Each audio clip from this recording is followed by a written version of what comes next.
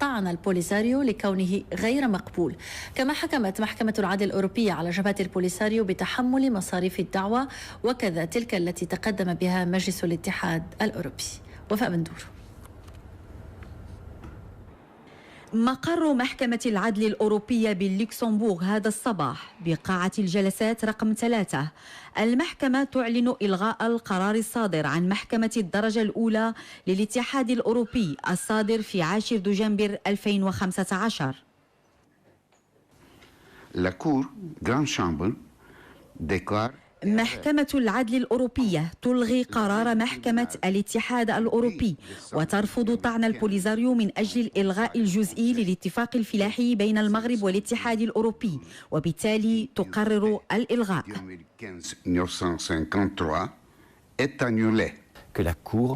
محكمة العدل الأوروبية اعتبرت أن الطعن بإلغاء الاتفاق المذكور الذي تقدمت به جبهة البوليساريو غير مقبول.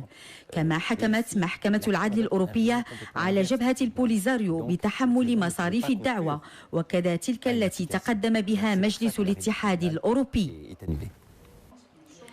وحسب إعلان مشترك للممثلة السامية للاتحاد الأوروبي المكلفة بالشؤون الخارجية وسياسة الأمن ووزير الشؤون الخارجية والتعاون بالمملكة المغربية، فإن الطرفان أخذا علما بالقرار الصادر اليوم الأربعاء عن محكمة العدل الأوروبية بخصوص الاتفاق الفلاحي بين المغرب والاتحاد الأوروبي، القرار الذي يعد منصفا لمجلس الاتحاد الأوروبي والذي كان قد رفض القرار الأول بطلب من جميع الدول الأعضاء. وحسب ذات الإعلان المشترك فإن قرار مجلس الاتحاد الأوروبي المتعلق بتنفيذ الاتفاق الفلاحي بين المغرب والاتحاد الأوروبي يبقى ساري المفعول، مضيفا أن الطرفان يدرسان كل التبعات المحتملة لحكم المحكمة وسيعمل بتشاور بشأن كل مسألة تتصل بتنفيذه وفق روح الشراكة المتميزة القائمة بين الاتحاد الأوروبي والمغرب والآليات المنصوص عليها بهذا الصدد. الإعلان المشترك خلص إلى أن المغرب والاتحاد الأوروبي يؤكدان حيوية هذه الشراكة المتميزة ويعتزمان العمل بشكل فاعل على تطويرها في كافة المجالات ذات الاهتمام المشترك. أكدت وزارة الشؤون الخارجية الفرنسية في تصريح صحفي أن فرنسا ستواصل العمل مع شركائها والاتحاد الأوروبي من أجل تطوير شراكة نوعية بين الاتحاد الأوروبي والمغرب بما فيها المجال الفلاحي، مذكرة بموقف فرنسا الثابت حول الصحراء واعتبارها مخطط الحكم الذاتي الذي تقدم به المغرب سنة 2007 قاعدة جدية وذات مصداقية من أجل حل متفاوض بشأنه. أخذت المملكة المغربية علما بقرار محكمة العدل الأوروبية الصادر اليوم بخصوص الاتفاق الفلاحي بين المغرب والاتحاد الأوروبي. وذكر بلاغ لوزارة الشؤون الخارجية والتعاون بهذا الخصوص أنه بحكمها القاضي برفض الطعن الذي تقدمت به البوليساريو والذي اعتبر غير مقبول، تكون محكمة العدل الأوروبية قد انسجمت مع باقي مؤسسات الاتحاد الأوروبي التي تعتبر أن هذا الكيان غير معني بالاتفاقيات المبرمة بين المغرب والاتحاد الأوروبي. بلغ وزارة الشؤون الخارجية والتعاون. بلاغ وزارة الشؤون الخارجية والتعاون أوضح أنه بحكمها القاضي برفض الطعن الذي تقدمت به البوليساريو والذي اعتبر غير مقبول، تكون محكمة العدل الأوروبية قد انسجمت مع باقي مؤسسات الاتحاد الأوروبي التي تعتبر هذا الكيان غير معني بالاتفاقات المبرمة بين الاتحاد الأوروبي والمغرب. وطبقا لهذا القرار فقد حكم على البوليساريو بتحمل كافة المصاريف التي تطلبتها الدعوة القضائية. وسنادا إلى ذات المصدر فإن المحكمة قررت إلغاء قرار محكمة الدرجة الأولى الصادر في دجنبر عام 2015 الذي كان المغرب قد تقدم بطعن في شأنه، وكان موضوع استئناف تقدم به مجلس الاتحاد الأوروبي بإجماع الدول الأعضاء. وبهذا القرار تصحح المحكمة العدل الأوروبية الانحرافات القانونية وتعدل التقديرات السياسية الخاطئة وتلغي الخلاصات التي لا أساس لها الصادرة عن محكمة الدرجة الأولى. وسجل البلاغ أن المملكة المغربية القوية بحقوقها مستعدة لمواصلة النقاش مع شركائها الأوروبيين في إطار هياكل الشراكة المغرب الاتحاد الأوروبي. وخلص بلاغ وزارة الشؤون الخارجية والتعاون إلى أن المغرب يعبر عن شكره للدول الأعضاء في الاتحاد الأوروبي الذين أكدوا تمسكهم بالشراكة بين المغرب والاتحاد الأوروبي، خاصة البلدان الصديقة التي انخرطت بشكل فعلي في الدعوة أمام المحكمة. وبدورها أكدت وزارة الفلاحة والصيد البحري أن قرار المجلس الأوروبي بخصوص تفعيل الاتفاق الفلاحي بين المغرب والاتحاد يبقى ساري المفعول، وذلك بعد قرار محكمة الاتحاد الأوروبي الذي خلص إلى الإلغاء الجزئي للاتفاق الفلاحي بين المغرب والاتحاد الأوروبي، ورفض المحكمة الطعن المقدم من طرف البوليساريو الذي سمح بالحفاظ على إطار الشراكة التي تربط المغرب بالاتحاد الأوروبي في قطاعي الفلاحة والصيد البحري. وجهتنا اللحظة مركز القباب بإقليم خنيفرة، حيث يواصل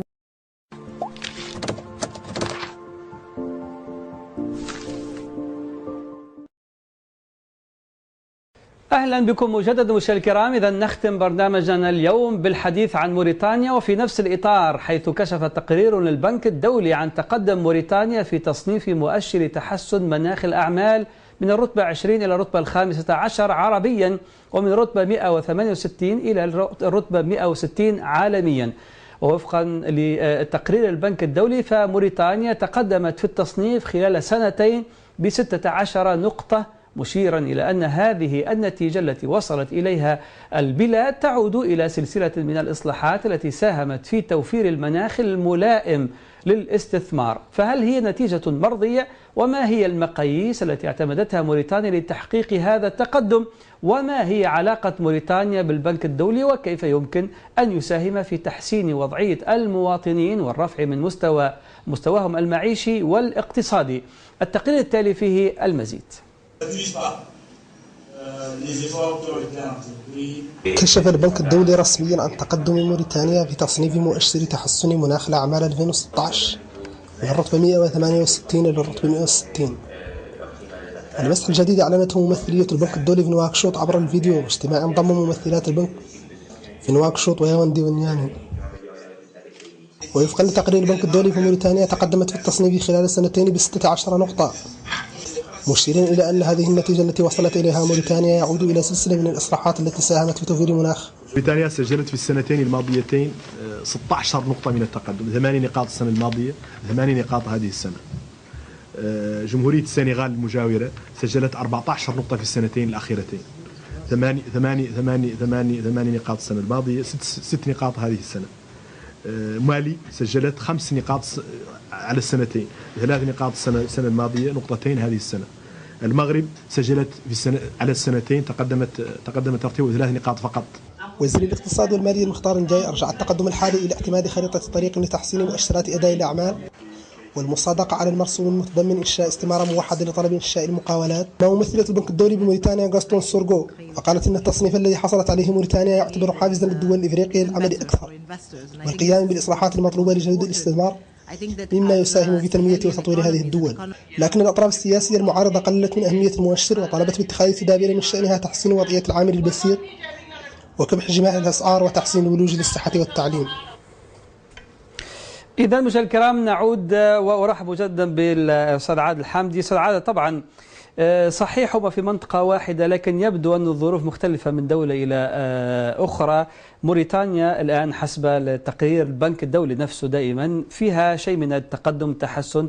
التقرير الأخير يعني يقول أن هناك تحسن ب8 مراتب، يعني من 160 إلى 100، من 168 إلى 160 في سنتين، تقدمت ب16 نقطة. بتقديرك هل يعني ما الذي ساهم في ذلك بداية؟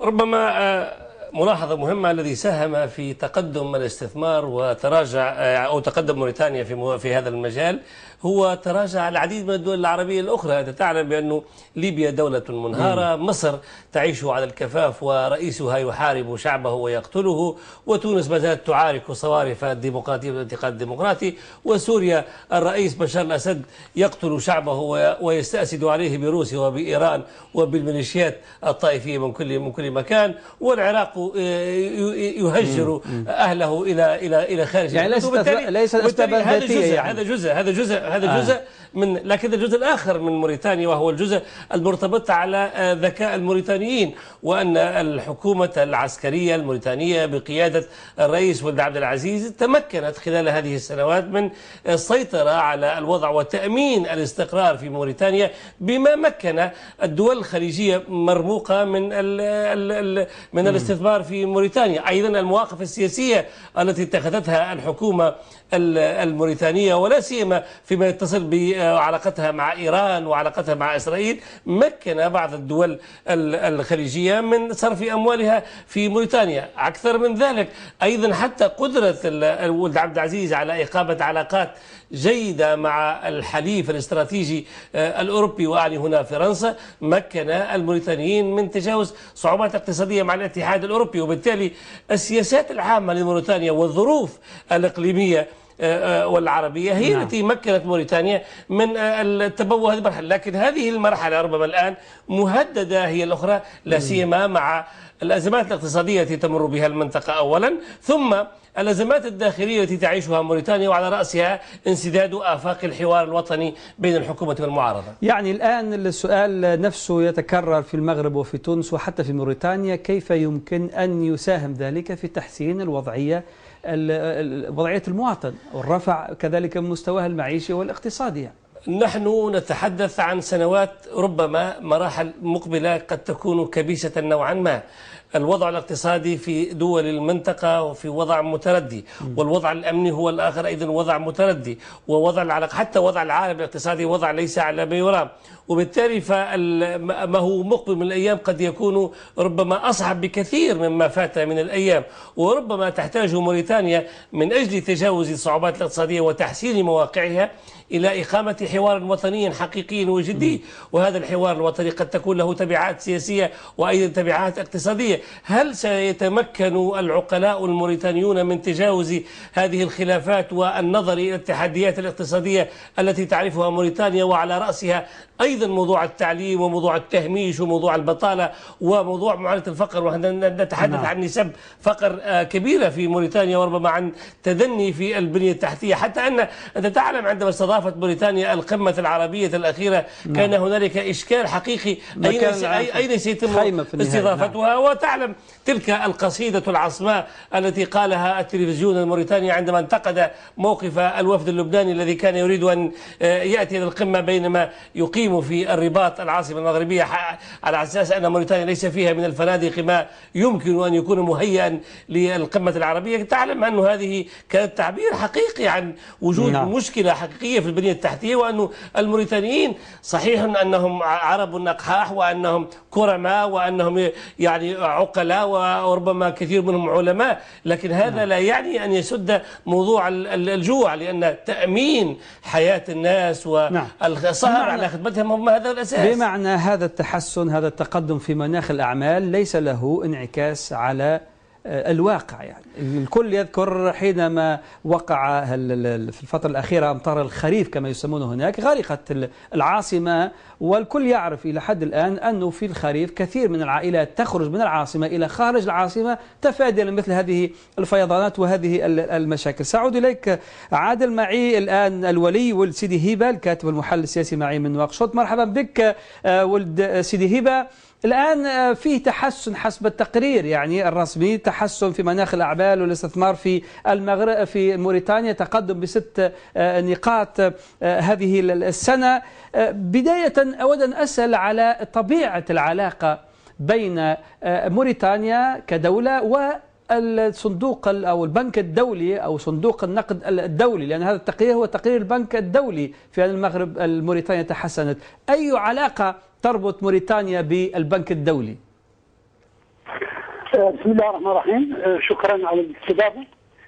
علاقة موريتانيا مع البنك الدولي علاقة قديمة جدا منذ نشأة الدولة. في فترة معينة من أحد الأحكام العسكرية وقع نوع من عدم التفاهم، وهي الفترة التي كان يرأس فيها والهيدالة الدولة، لكن بعد ذلك رجعت تلك العلاقات على حالتها، أي مؤسسات بريتون وودز لها حضور في السياسة الاقتصادية الموريتانية وبخاصة مع البنك المركزي.